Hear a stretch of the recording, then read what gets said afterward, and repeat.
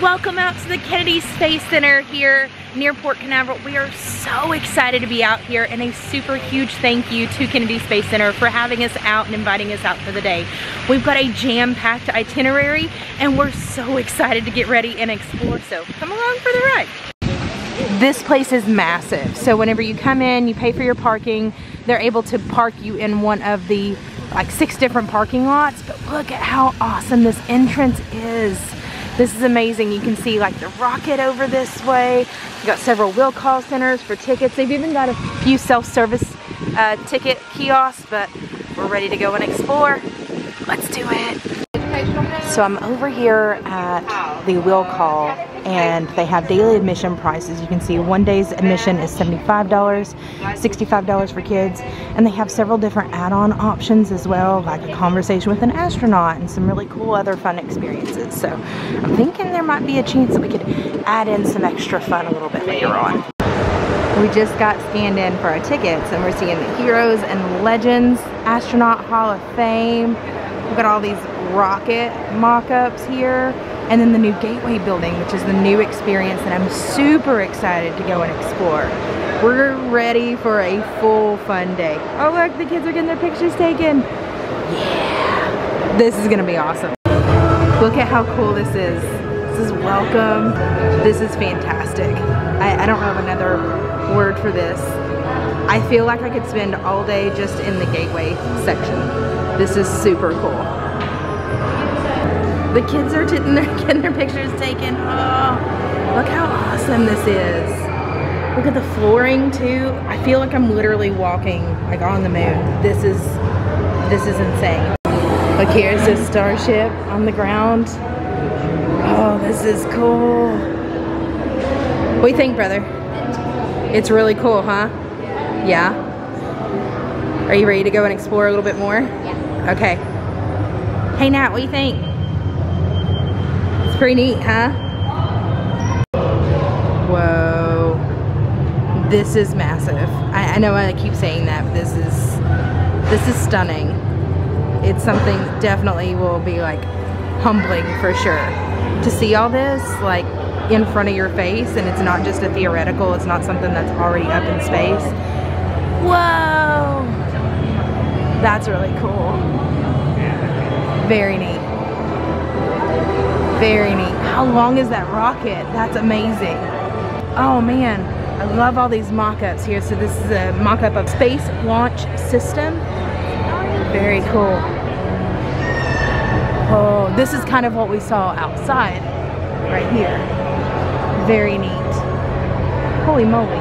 They do have something to eat here, like a small little food court, so we'll probably do that a little bit later. Look. Did you know Gateway reduced aggregate water consumption? To reduce the indoor water use, only highly efficient fixtures are used. Wow. Okay. This is pretty neat. Ooh.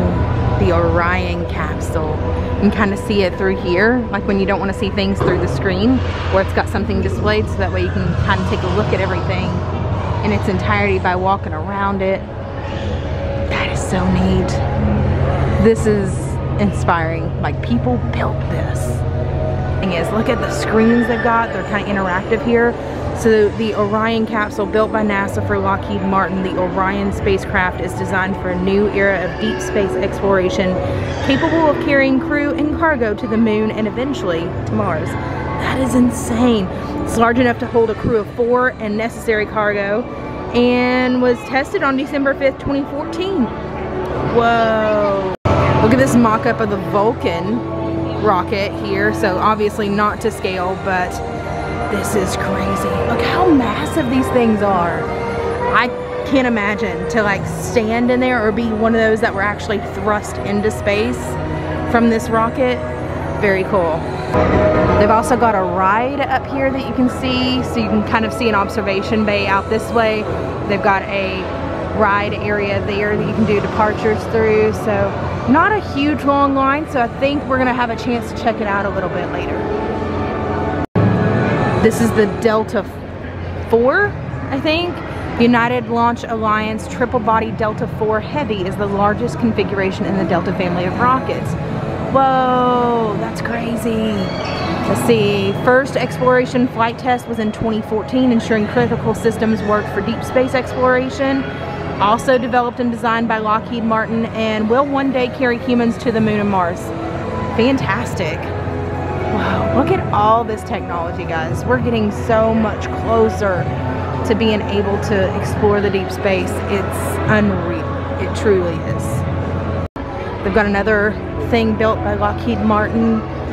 They've got a spacesuit over here. I feel like I'm 2 years old and I'm like, look at this, look at that, look at that, look at this. This is massive. Whoa. No idea what this is. I need to go and check it out. What do you girls think? It's really cool, huh? Hi, Nat. Very neat. You are? Are you having fun? Checking everything out? Yeah? Okay, we'll go eat soon. This is the deep space habitat, so you can actually go in here and explore how they made their habitats here in space. It's kind of a mock-up. See all the drawers up here that held their supplies. Very cool. Here's a control over this way for them to like land and explore. Looks like we've got other things like the hygiene kit, filters, spares, healthcare. Very neat. Oh, look at how they grow their food. You can see like some cabbage being grown. It's really cool. It's upside down though. Let's see, since there's no gravity, right? Yeah. A 3D printer. That's pretty neat. You can see some more like grass being grown here. I'm sure that's edible. And then if they were using samples, they've got a glove box over this way to kind of handle the samples so it's not on their own fingers. It's really, really neat. Very cool. And these are like pods, I guess, that they would sleep in. That's really neat though, that they've had an opportunity to put like different pictures and personal mementos there. Very cool. Very, very cool. Kind of reminds me of like camping. I think my kids thought this was the coolest part of all. Look at all their food trays here. So they got dehydrated food, crackers, chicken breast, spinach, Kona coffee. Oh, that sounds amazing. Look how they have to tie everything down here too to make sure they got magnets on their silverware so they don't float up. Got scissors to open the pouches, which I guess that makes a lot of sense there too. Cookies even, orange grapefruit drink, and all the different kinds of drawers and stuff for clothing and food consumables there, and of course enough food for breakfast, lunch, and dinner. I love how they've got everything barcoded too, so they can go and recategorize everything. And then of course their potable water. Check out this spacesuit. This was Rosie's spacesuit. Rosie the Riveter. That's cool. On Starliner. Very cool. I feel like they've made such advancements in the spacesuits too. Got lots of really cool pockets.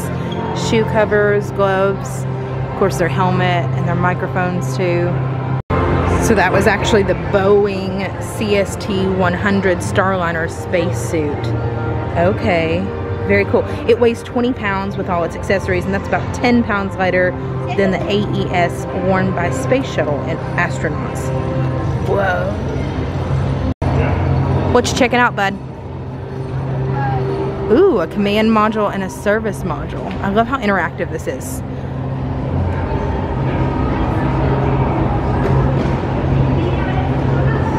Ooh, okay, so you're checking out the differences between this one, the Starliner, and the Apollo. So the Apollo was only able to hold 3 crew members, and this one can hold up to 7. How cool is that? Oh, and there's a window, so they can actually see what's going on. That's really neat. Here's kind of the back side of where we first came in here. And you've got another main exit this way, but ooh, this is really cool. It kind of puts you in the Starliner, so to speak. Okay, so they've got different kinds of wait times here for Red Planet, the Daring Explorers, Cosmic Wonders, and Uncharted Worlds. Look at the screen. Look at those screens. Those are awesome. Very cool. I cannot believe this thing was actually out in space. You can see all the different markings from where it was re-entering the atmosphere. That's insane. This is the life habitat here. Whoa. Okay, so I guess this is a mock-up of what it would look like to actually be on there. You can see their habitat with their food. You can see their workstations. Looks like their living quarters as well. Oh, that's really, really neat. Developed and tested to meet NASA micrometeoroid impact requirements. And allows for applications in low Earth orbit, deep space transport, and surface habitation of the Moon and Mars. Isn't it wild to think that we could actually, like, temporarily even live on the Moon or Mars in something like this?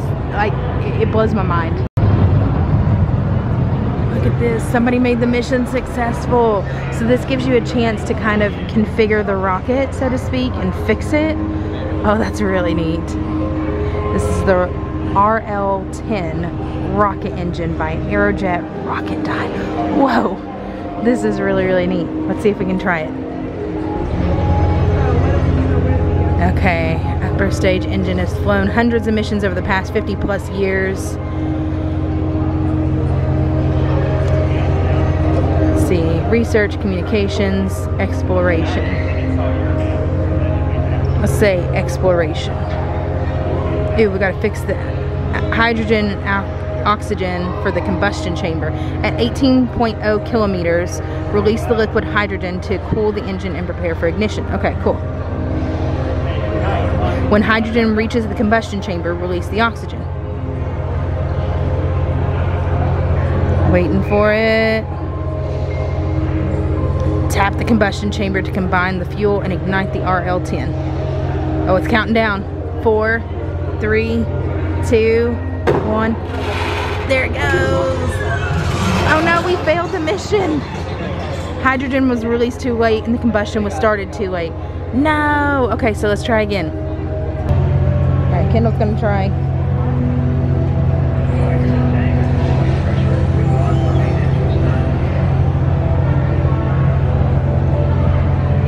Go. Don't forget to press it. Alright, let's see. How'd you do? Woo! You got it! Good job!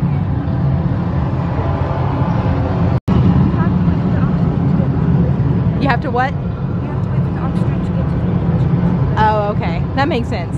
You need to be an astronaut. Yeah. That would be really cool. Oh, Jonathan's over here working on something. What you got? Whoa, look at this. It's a hollow map.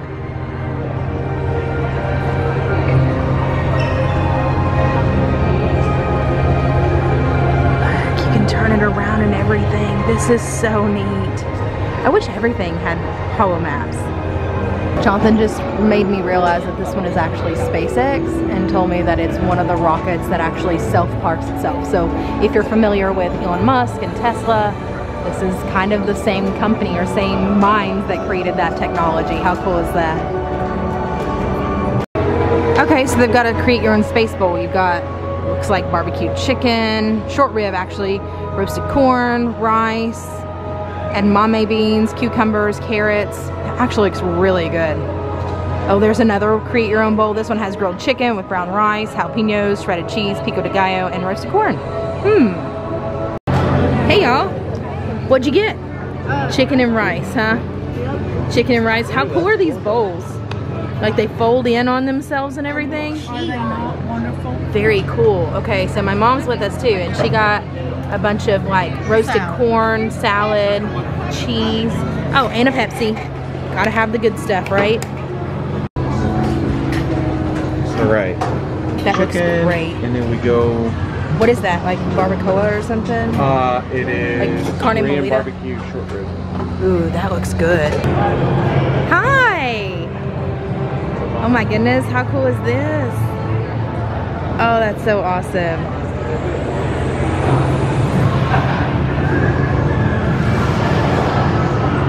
Thank you so much.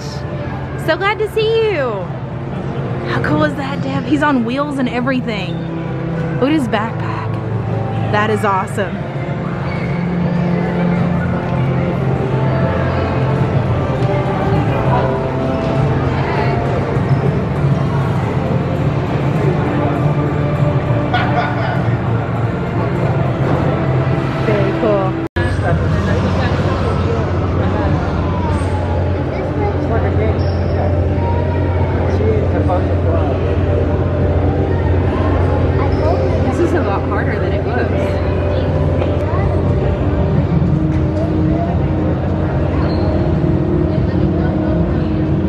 Try to turn it while you have it.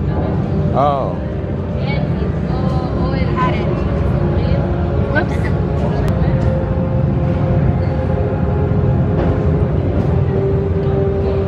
Wow. Okay, so we're going up to the departures now. This is where they've got several different journeys or missions that you can play out. It's kind of like a simulation type game, so I'm excited to see what this kind of looks like. Some Cosmic Wonders, Red Planet, Daring Explorers, and Uncharted Worlds to get through. Ooh, so you choose your destination and then they let us know where it is to wait for. Very cool. I think we chose Cosmic Wonders, so that's the line that we're going through right now. Ooh, check it out. This is really cool. What do you think, Dev? It's really big, isn't it? Yeah. Are you excited for this one? It's a ride. Yeah. Well, this is really amazing. So there's different gates for each experience that you go into, and we chose Cosmic Wonders. I think it said it had about a 20-minute wait. Oh, they're boarding. I think they just boarded the last group to go in. Oh, look. Are you all excited? Yeah. Yeah? Are you excited? Yeah. This will be really cool. What about you? Yeah? Yeah. Mom, you excited? Okay, let's do it. Cosmic Wonders, that's the one we chose. I really hope we made a right decision. I kind of want to go through all 4 of them now. Maybe another day. So unfortunately for this experience, it's not very recording friendly. That being said, we're going to tuck everything away and then be able to go and do this experience and then tell you about it on the other side. Okay, that was super fun. Cosmic Wonder was definitely the way to go for the very first one. Nat was super nervous going into it because she really didn't understand, and I couldn't tell her a lot about what it was to begin with. But the very first thing that we saw was the Horsehead Nebula, and they outlined it as a horse or a unicorn almost because of the ear, because she thought it was a unicorn. She loved it. She loved it. It was so cool. And then it took us through all the kinds of things that go into a star's birth and then a star's end, and how it kind of implodes on itself and becomes a supernova, and all of the different gases and clouds that it leaves behind, and how it makes new ways for new planets and new areas. Oh man, it was fantastic. So I'm sure the other 3 journeys are just as spectacular, but we still have so much more to do. If we can, we'll come back and do a few more of these, but we gotta keep moving on. Let's go. Ooh, this is cool. You're gonna be an EGS engineer, Dev. Let's do it. It goes, you gotta lower the SLS parts, moving your arms up and down.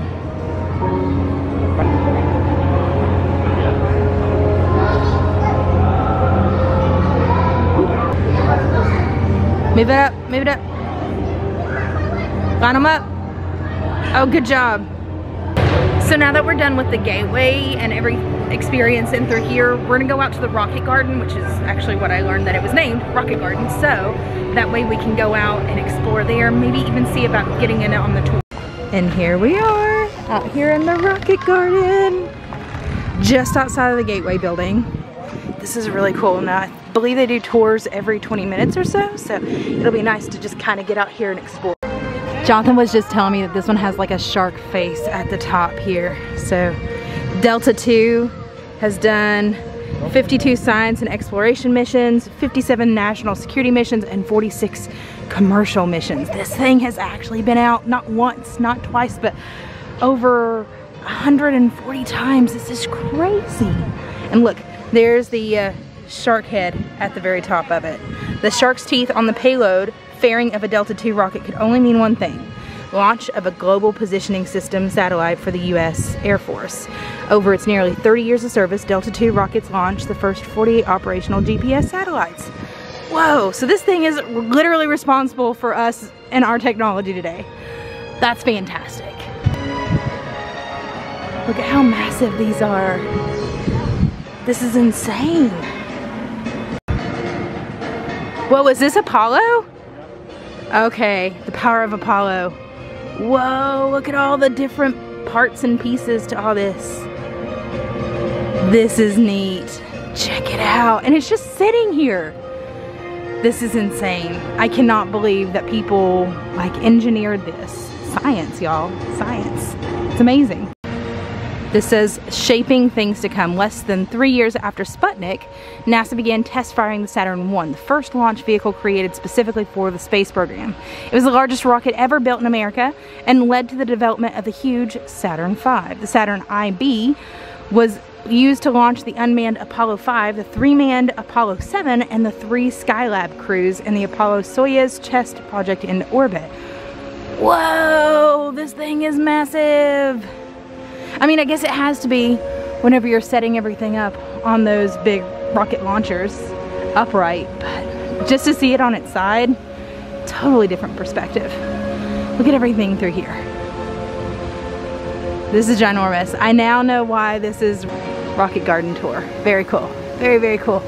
Look, there's the shark head at the very top.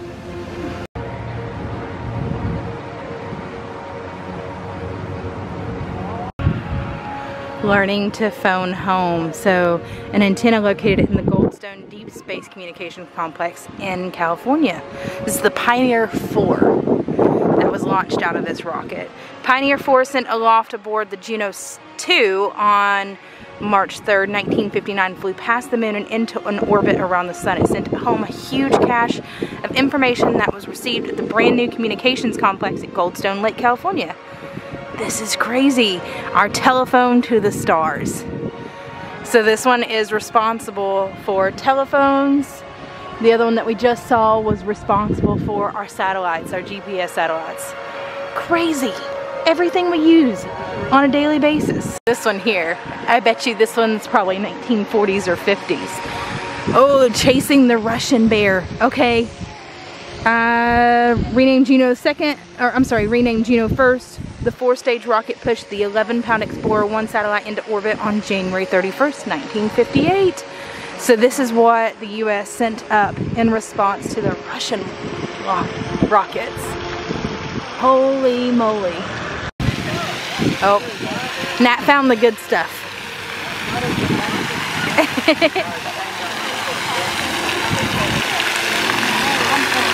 So while the kids are playing, we're gonna check out some more of this rocket science. So you can see it's got a fuel tank, it's got a LOX tank, which is liquid oxygen or oxidant that actually ends up burning in space. You got pumps, so that way it regulates the amount of fuel and oxidant controlling the thrust there. It's got an ignition system, kind of just like your car. And it's got some control valves, combustion chambers, and a nozzle. This is the liquid fuel rocket that we were trying to do the missions on that I kept failing. So, there you have it. And this is the Atlas, right here. It's so tall. Wow. It's so cool to see the evolution of the shape, the size, the decoration, the composition of the building materials on these. Very cool. Now we saw one of these chambers in like the Indianapolis Children's Museum, and that had it kind of hollowed out for us to see, but not anything that could actually go in. So this would be capable of housing like 1 or 2 people inside of this, so that way you could see what the controls were and everything as they were coming down to orbit. So this is just a mock-up. I believe the other museum that we visited actually had the real deal. Okay, here we go. Heroes and Legends, the United States Astronaut Hall of Fame. Whew, presented by Boeing. This is gonna be awesome. This is a super cool walkway. I feel very official doing all this. I feel like I should be in a spacesuit almost. This is also a really cool vantage point to kind of look over the rocket garden as well. So this is the place that you wait for the next shows to begin for Heroes and Legends. Let's go check it out. I do want to point out that the Kennedy Space Center does a great job at sensory overloads here. So you can see light, noise, surprise elements, and they do have a notice here that says it's a multimedia experience which contains strobe light effects, intense sounds, and low light levels.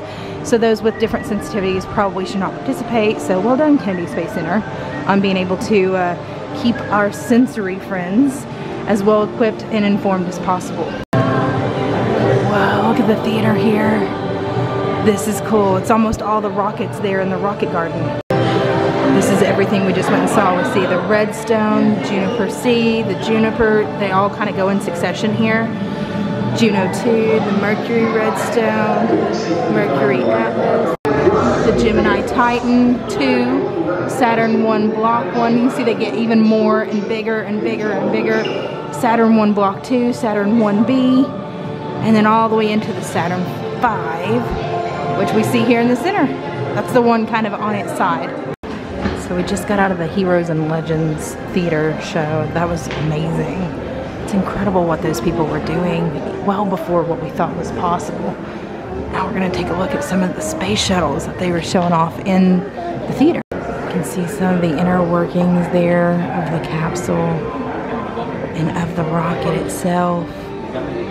Wow, this is awesome.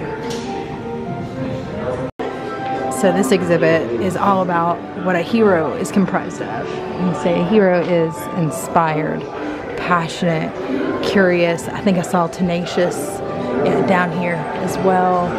Confident, disciplined. Yeah, this is really cool. So the kids are gonna have a lot of fun exploring all these little things here. Check it out. Oh man, this guy was from Tennessee, it looks like. So this is Frank Borman. This is his varsity letter. You can see his football jersey, which really looks more like a sweater at this point. This is crazy. Buzz Aldrin's varsity letter, his lake pennant, Camp Trout Lake pennant. Gene Cernan's musical competition medal, his trophies. This is really cool. Oh, this is a model of Charles Lindbergh's early airplane, the Spirit of St. Louis. Holy moly. This is incredible.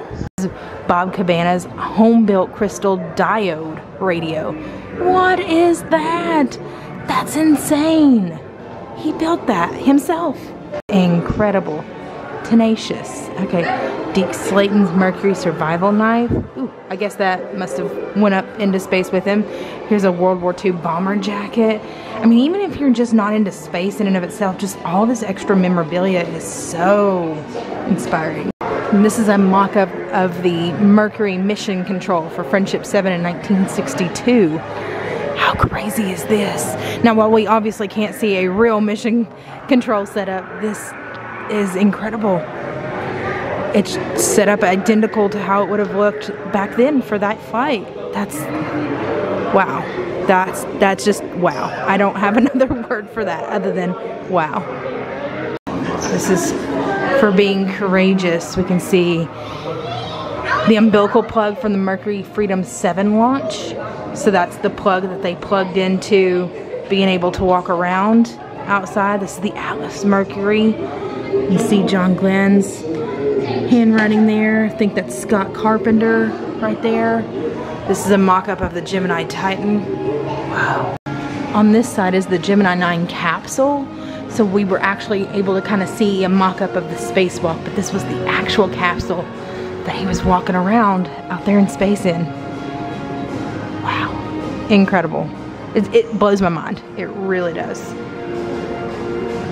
This is where Gene Cernan, you saw him doing that spacewalk. You can see all the different controls in there. It looks pretty primitive now, but I'm sure for back then, when it was first made, incredible. So now we've reached the United States Astronaut Hall of Fame. So let's go in here and take a look at everything. Look at all the different astronauts here, all along the lines, all of their patches, all their missions that they went on. You can see some of them only went on 1, some of them went on 2, 3, 4 missions. So since we're out of Heroes and Legends, I think the next thing to do is go and get on the bus so we can get bussed over to the extra special section. It talks about the Apollo and Saturn V, and we'll check it out, and then we'll get bussed back whenever we're done over there. But first, we have to make a stop at the Milky Way Ice Cream shop, obviously. So they are serving hand-dipped ice cream in through here from 12 to park close. We gotta have some priorities here. Let's check it out. They've got these set up in the ice cream shop here, so Devin's been playing with it here. It's kind of the cool science behind everything here. Ooh, it kind of, I don't know if it's just my imagination or if it actually, yeah, that's cool. When you put all your fingers there together with it, it's like you got the power. Here's a look at what they have available. They got different spheres, or what they call scoops, of ice cream. And then they've also got this apple blossom with the ice cream. I think Jonathan and I are going to share that. And then they got space dots, which are Dippin' Dots. But they're pretty cool. Okay, so Devin got strawberry with gummy bears, Kendall got cookies and cream, Mom got chocolate, Natalie got sprinkles and gummy bears, and Jonathan and I got the, like, it's kind of like a fried apple, along with some caramel sauce and vanilla ice cream there. So, very cool. Oh, that We looks got lucky, amazing. we got the last We one. did, we got the last one. After you check in for the bus tours, then they have you line up for a small photo op. So Jonathan's got our ticket for our photos. We're gonna go board the buses so we can get over to the opposite side of the Kennedy Space Center and check out the Apollo and Saturn building. This is gonna be so fun. Check out these buses we get to board, and it's only about a 30-minute round trip ride, so it should be about 15 minutes there, 15 minutes back or so. We're gonna go check out the launch pads on the way.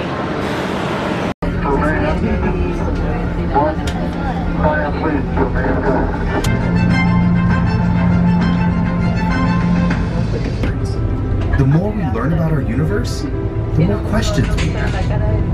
I'm Emily Calandrelli, and today you'll be following me behind the gates on this exclusive bus tour of Kennedy Space Center. Our journey will take us past active facilities and end at the visitor complex's own Apollo Saturn V Center. The sheer scale of this building is hard to grasp, even when you're right next to it. Do you ever feel really small when you think about space?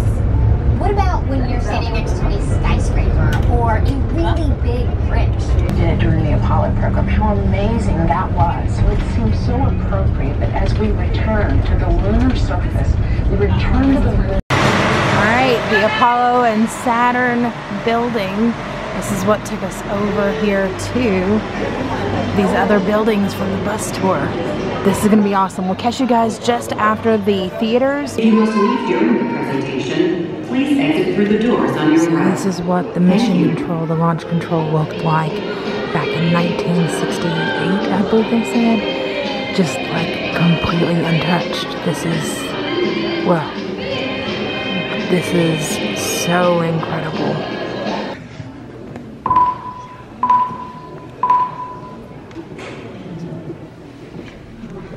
This is the firing room, launch control for the Apollo missions. This is not a mock-up. These are the very consoles we sat at when men first took off to fly to the moon. The tragedy of Apollo 1 had put us a year and a half behind. We were making up for it in one big leap, and we were doing it with a rocket that no man had ever flown before.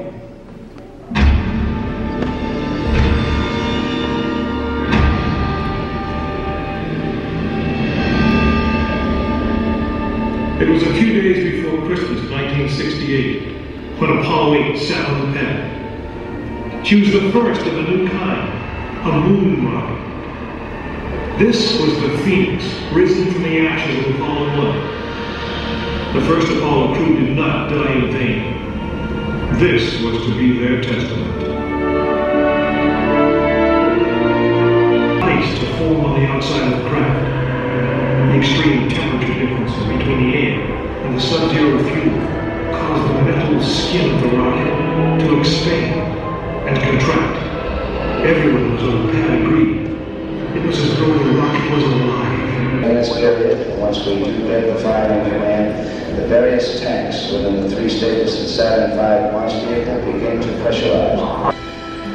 Our status board indicates that all aspects are ready, instrument unit is ready, spacecraft ready, final check of the emergency detection system, that ready like also. 12, 11, 10, 9, 4,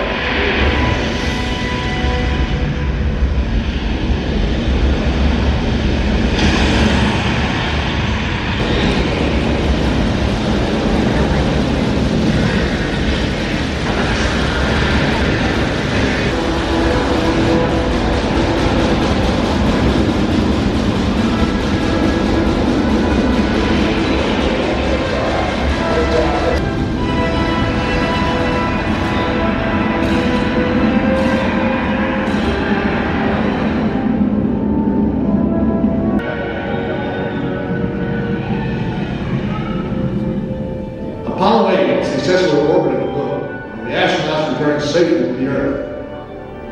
I know it. I'm Tim Lovell, and I was one of the crew of this spacecraft, Apollo 8. We were the first men to see the surface of the moon from just a few miles away. But it was the hundreds of thousands of men and women who were in that team, and the millions of people who supported the mission that really made it possible. That way, I guess, we all went to the moon. Now, on the other side of those doors, you'll find an actual Saturn V moon rocket. It's still the most powerful, the most complex machine ever built. And I guess it's the only one that can take you to another planet. I actually got to fly on a second flight to the moon called Apollo 13. But that's another story. And here we are. This is the Saturn V. They said it was the most complex, biggest, fastest to date built. And I believe that. Oh man. Can you imagine? Jonathan just got saying that was impressive. Just look how gigantic this is. I mean, all this massive power behind being able to push it up into space. That presentation gave me goosebumps. Like they were shaking the windows and everything. It was, whoa, this is cool. Can you see it above me? Right here? So we were just at this end. And you have to go all the way down, way past Kendall, back that way to get to the front. Walk it, Kendall, walk it, go on down. Keep going, keep going. Holy moly. Kendall, this is like a football field. Like you'd have to like keep running, keep running, keep running, keep running. No, do it. I think it's really cool that they've got all these different mock-ups of the patches from all the missions here. Apollo 11, I believe, is the first one that got them out into space. And then, of course, Apollo 13 is the one that we know for landing on the moon. How cool is that? But this is incredible. Whoa. So this is actually my dad's birthday, July 29th, 1960. NASA announced Project Apollo, a program to fly humans to the moon. That's crazy. Whoa, so this takes us like through the whole timeline of the Apollo missions. This is pretty neat.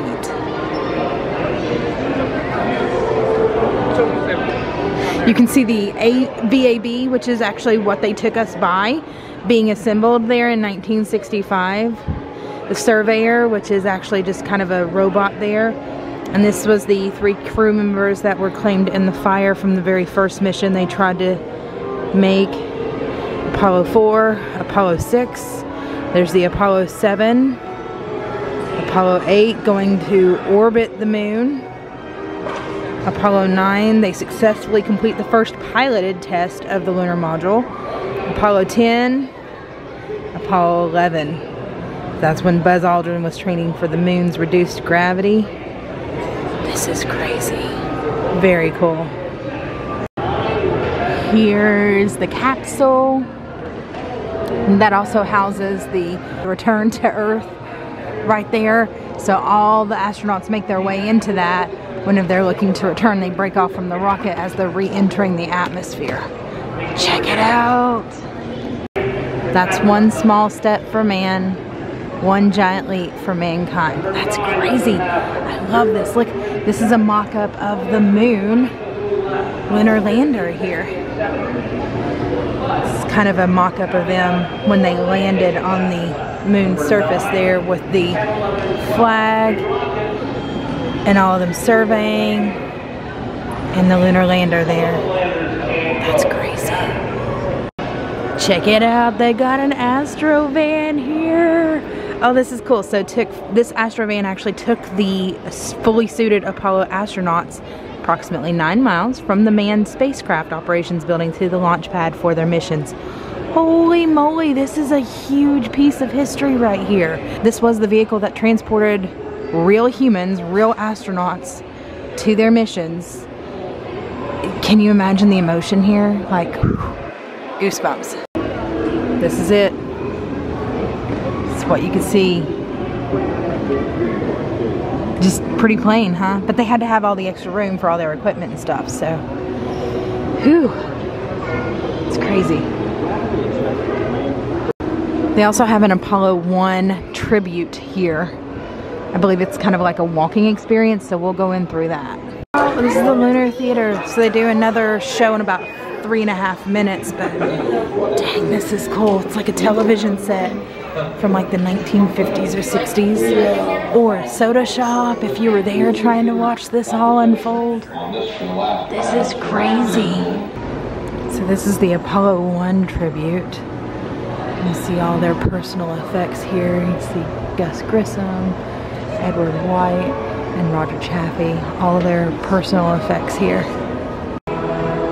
It's so somber in here, but you can see their exceptional bravery from the fires. You can see all the different layers to their portal here, the inner spacecraft hatch,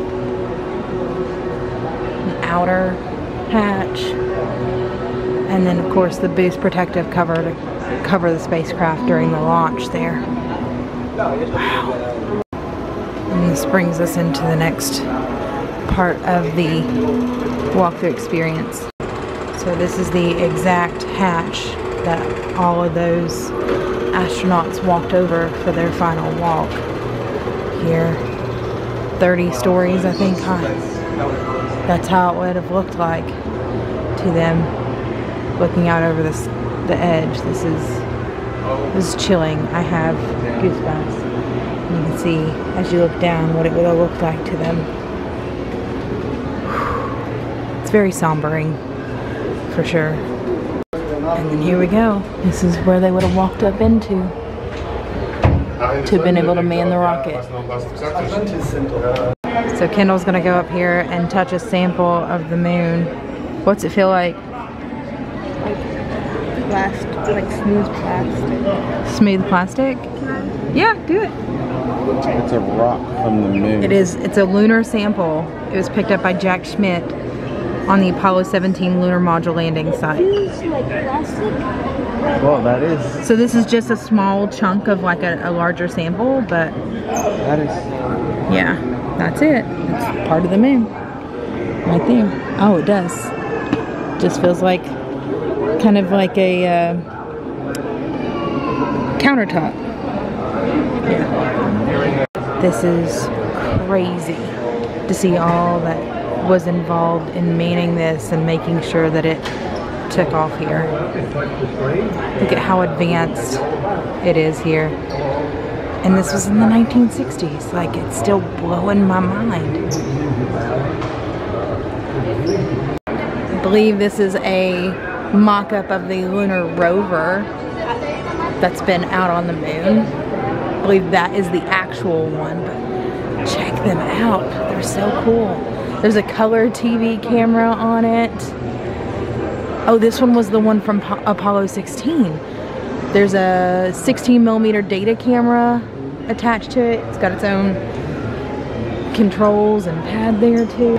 And in this case, they've got a Apollo 17 spacesuit. You can see the badge right there, the patchwork. You see all their different connections. Wow, this is really cool. There's a space helmet, a real live space helmet. Moon boots. Whoa, they're so thick. I didn't think about them being so thick, but I guess they would need to be. Look at how light the tires are, the different kinds of composition involved in making it. Look, you can take your own space portraits here. They can put you in as like an astronaut or put you on the moon or whatever it happens to be. That's really cool. Let's go in here into the treasures gallery and see what all kinds of treasures they have in here. This is an appreciation plaque. It's the Apollo 13 CSM Rescue Book, Command Service Module Rescue Book. Whoa. I think this is the escape hatch from the landing. This is massive. It's like stepping back in time. Like, it literally just blows my mind. This is crazy. Here's another one of those lunar samples, like from the moon. You can see it kind of like glistens a little bit in there, kind of like a Formica type deal, but It makes me want to touch that one too, but the other one I'm sure was sanded down, but that's what it looks like. On this side, we've got a lunar rover malfunction checklist and a pin light. Huh. Let's see. Floating the lunar surface on Apollo. That's crazy. There's lunar surface maps, alternate and contingency checklists, lunar sample bag and dispenser. Here's the Apollo in-flight coverall garment. This is levels. Whoa. So that would have been useful with this if you needed to repair anything on your maintenance kit there. Oh, okay, so this is Roger Chaffee's personal watch. So this is one of the astronauts that died in the fire on January 27th, 1967. So he was the first one actually to report the fire to the staff in the blockhouse during the pre-launch test. And this was just kind of a run through, like a dress rehearsal there, but you can see a picture of him with this exact watch on his wrist. Okay, this is pretty interesting. So this is a moon rock containment vessel. So every time they would pick up a sample, they would pick it up and then be able to carry it in one of these capsules. But there were several different layers to making sure that it was safe and like untampered with and in its original zone. So that way they were kind of keeping down the variable degrees there. Isn't that crazy? Wow. So most of the kids are going to take a break. Kendall's going to join us. But we're going to go in here into the Lunar Theater, check out the final presentation for the day. Columbia, Houston, over.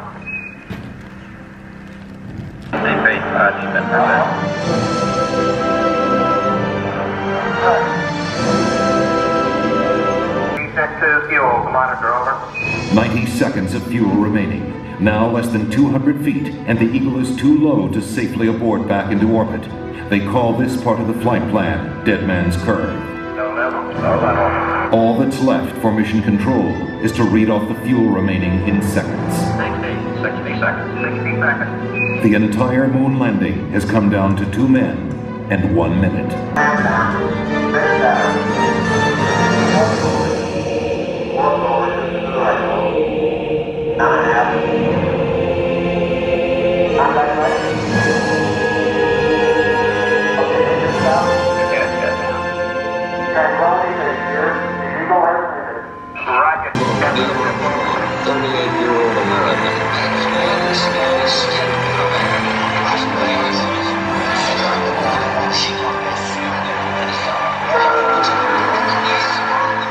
It was a moment shared by an entire world.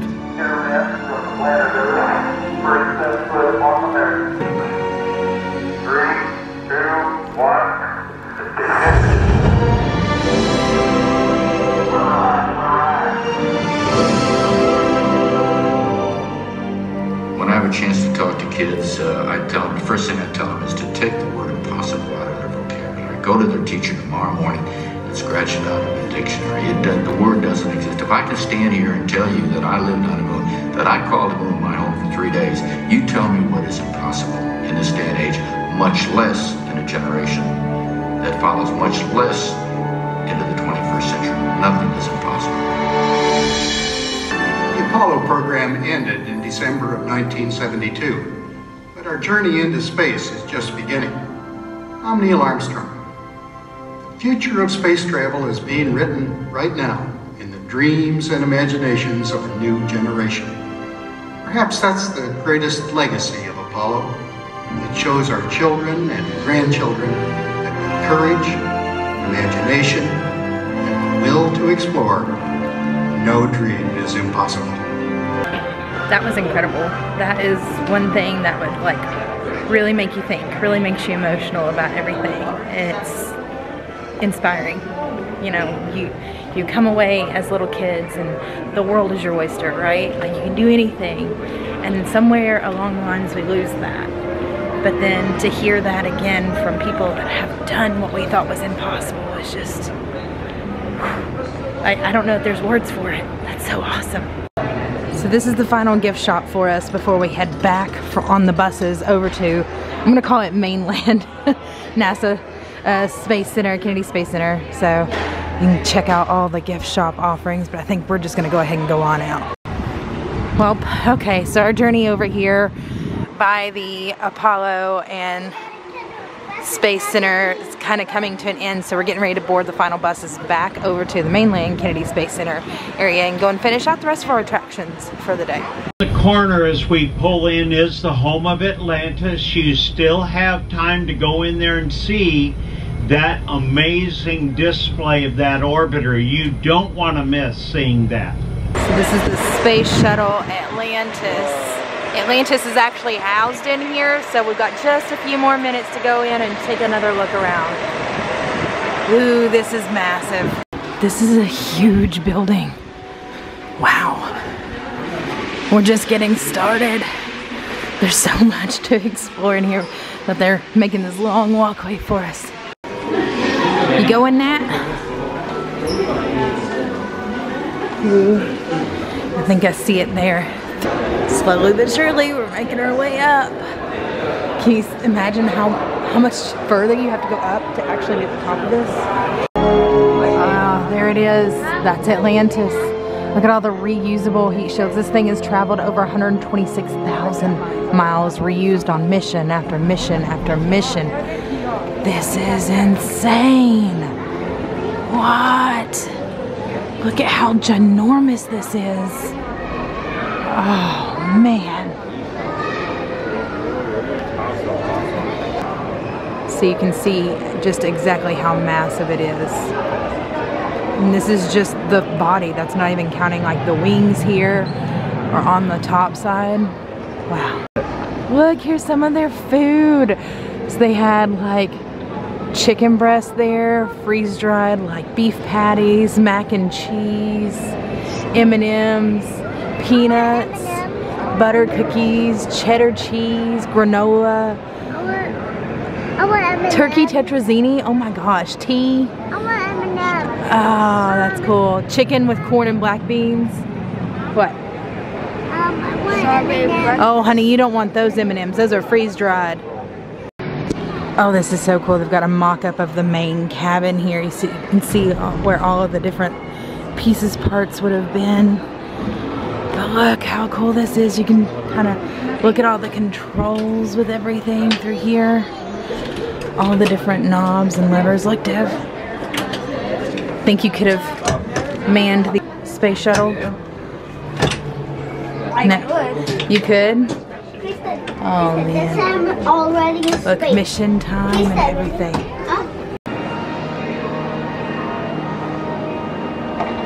So Dev has a task that he has to tighten the bolts here on the ISS, the International Space Station. Can he do it? Let's see. Use your left arm.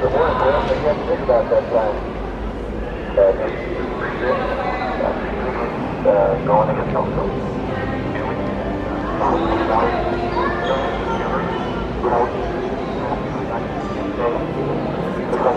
You got 2 minutes. There you go.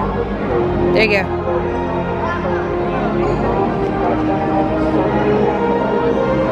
Great job. Good job, buddy. Think you might want to work for NASA in the future? Maybe. Maybe? That'd be a pretty cool job, wouldn't it? Yeah. Here we get a better look at Atlantis and its cross-section here with the top of it off. People lived on here for weeks at a time, months at a time. This is crazy. Oh, we caught Kendall doing one too. Oh, cool. You completed your mission. What were you supposed to do? What were you supposed to do? I detouched. Nice. Oh, look how cool this is. Nice. This is the telescope that's out in space that takes all these really cool pictures of the galaxies, the nebulas and everything. How amazing is that? Look guys, this is how high powered the telescopes are that take like these super cool, awesome pictures from space.